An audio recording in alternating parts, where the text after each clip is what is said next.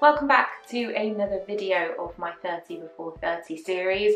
Now, because I am not going to be posting a podcast this week, super busy this weekend, I thought it might be fun for one of these videos to create a finished object video, because as you can see, I am wearing a pretty swanky finished object that I am particularly proud of this week, and I didn't want to have to wait until next week in order to share it with you. So those of you who do not know what this pattern is, this is the relaunching of the Bleuet dress by the incredible Deer and Doe patterns, and this was kindly sent to me as a PDF in advance of the release so that I could give the pattern a go and see how I feel about it in comparison to the older printing of the pattern, which I have done many versions of. Now, first of all, let me state my biases. I'm a huge fan of both Deer and Doe patterns and this pattern in particular. When I say I've made many versions of this dress, I have made 3 versions of the dress of the original pattern, and I also hacked the pattern into a blouse. So this is technically the 4th dress and the 5th time that I've actually used the Bleuet pattern. So you can tell that I'm already very keen to share it with you guys because, you know, it's pretty much my favourite pattern. The majority of my wardrobe is this pattern, you know. The version that I've used up till now actually is a little bit different from this new reworking of the pattern. The version that I have made multiple times and love dearly has little puffed sleeves. It also has a slightly shorter hemline than this version. And from what I can gather, it was actually one of the most unpopular patterns that Deer and Doe produced because of the puffed sleeves. A lot of people were put off by them, thought they were a little bit too much, and that is why with this reimagining of the pattern, you can do it entirely sleeveless, or you have these little cap sleeves, which are a little bit different from the puff sleeves. They're kind of cute, kind of teeny tiny, and nowhere near as flouncy and over the top as the puff sleeves were. I believe they've also altered the fit of the armholes of the dress, so it gives a more pleasing fit if you are going to do it sleeveless, because I think that the armholes were gaping slightly before when you just omitted the sleeves. And all in all, I think that all of the changes are really quite lovely. So first of all, just the basic details of this dress.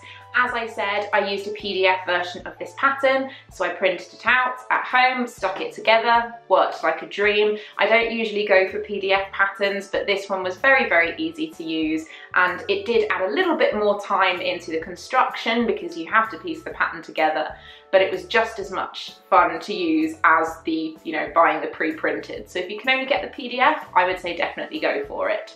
The fabric is this beautiful tartan fabric that I purchased from one of my favourite online shops, Fabric Godmother. I love them, I think they're amazing. I will definitely be buying more fabric from them in the near future. This is a cotton poplin tartan, and I will put a link in the description box if you want to get hold of some of it yourself. The contrasting white is actually just scrap cotton that I had in my stash, and the buttons that I had the worst time trying to pick the right colour of buttons, but I eventually settled on this kind of tawny button, and these are just from John Lewis. They were very inexpensive, but I think that they work very well, kind of breaching the middle ground between the bright vibrancy of the tartan and the very bright white of the collar. I love this fabric, and I'm really happy with how it all came together. I'm also very happy that I took the time to do a lot of pattern matching with this tartan, so pretty much every single line on every seam matches, and it just brings me so much joy. I feel a little bit like I'm an extra from Clueless, but that's okay because, you know, the 90s have a very special place in my heart, and yeah, I needed more tartan in my wardrobe. Who doesn't need more tartan in their wardrobe? Let me talk you through a couple of tweaks that I did to the pattern in this version. Now, as always, I changed the collar. I do prefer a kind of rounded Peter Pan collar, and that's the adaptation that I've done on every version of this dress that I've made so far, bar one. And so for this one, I wanted to have the little white Peter Pan collar because that is one of my favourite things to wear. It just makes me happy, so I did that. I did the version with the little sleeves because I don't really enjoy wearing sleeveless dresses. If something's sleeveless, I will just not wear it. And I wanted to wear this all the time because I love the fabric and I knew that I was going to love the pattern. I also omitted the bow detail at the back. When you're using a busier pattern, and I'm using tartan for this, so it's pretty full on, it can get lost, that detailing of the bow. I think if I were ever to make this dress in a completely solid fabric, which I probably should because I never have done, and you know, why not have another version of this dress in my wardrobe, I most likely would add the bow detailing back. I also think that the change of the sleeve, so changing the puff sleeve into the little cap sleeve, does stop it being super girly. So adding that little bow detail into the back doesn't push it over the edge in terms of being ultra feminine. So in terms of the changes, the adaptation made to this pattern for the re-release, the two main ones, at least in my experience of using it, are the difference with the sleeves and the difference with the hem length.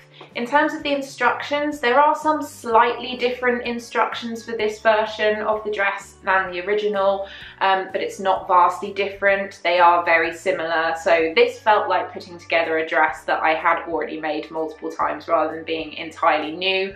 The only part that was a little bit foreign to me was the sleeve construction, because when you add in the cap sleeves, it's very different from setting in a puffed sleeve. My main opinions between the two versions, I do really like this little cap sleeve. I wasn't sure if I would be a huge fan because I'm not 100% happy with my arms, with my upper arms in particular, and this does leave them relatively exposed, but for some reason it doesn't bother me whatsoever, and I think that the cap detail is a really lovely touch. However, I'm a really big fan of a puff sleeve. I enjoy it in the original, so I am glad that I still have that one to go back to if I want to. It works for my particular style, but I can see why for a lot of people it just wasn't their thing. However, I do think that that pattern meant that you could adapt things slightly more in terms of sleeve length. I myself did different versions of the sleeve by kind of hacking the pattern a little bit, whilst this change to the armhole basically means that putting a sleeve in here, because it's been kind of lifted a little bit and the armholes are a bit smaller, it's going to be a bit more of a tighter fit. Definitely still doable, but if you're after sleeves, this really is designed to be sleeveless. That is the kind of preference for it, unless you want to do the little cap sleeves. In terms of the hem length, again, I do err towards the shorter length of the skirt just because it flatters my body type more. However, that being said, this dress can very easily be shortened. So I'm leaving this one at this length. I'm entirely happy with it, but if I make it again, I will probably take it up just a touch, you know, just because I think that that suits my body type more. Nothing wrong with the pattern, just preference. So to kind of sum up my feelings about the reprint of the pattern, I am so happy that it has been re-released, because the amount of people who after the multiple versions of this dress that I've made have been so disheartened that they haven't been able to get hold of a copy. It was really distressing both for you guys and for me, and so I'm really happy that there is a version that you can get. To be honest, in my heart of hearts, I really do prefer the original in terms of the little detailing, the shorter length, the puff sleeves, but I think that this is a version that will work for more people, and it's very easy to tweak this and adapt it to look more like the original if that's what you're after. Plus the changes are really very slight. I still think that this dress has just as much character and is just as lovely as the original reprint, but I'm always super honest with you guys, so I have to tell you, you know, I have to be honest, that's just who I am, and that's the relationship that we have.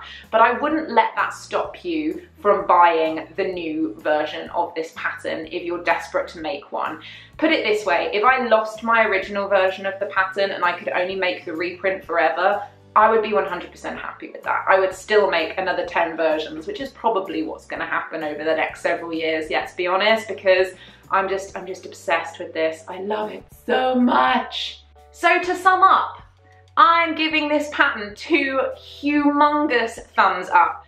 Thank you so much, no pun intended, to Deer and Doe for allowing me to get my greedy little paws on this dress before it was out for everybody else. I have loved the experience. I genuinely think that you should go and buy one of these straight away. I know that the majority of London-based sewing shops now have this in stock, but if not, you can go through the Deer and Doe website or just search for the robe Bleuet Deer and Doe dress online and you will find it. I very much recommend it. I love it. I love this version. I'm very happy with it, if you can't tell. And I should probably go before I just gush and gush and gush myself into oblivion.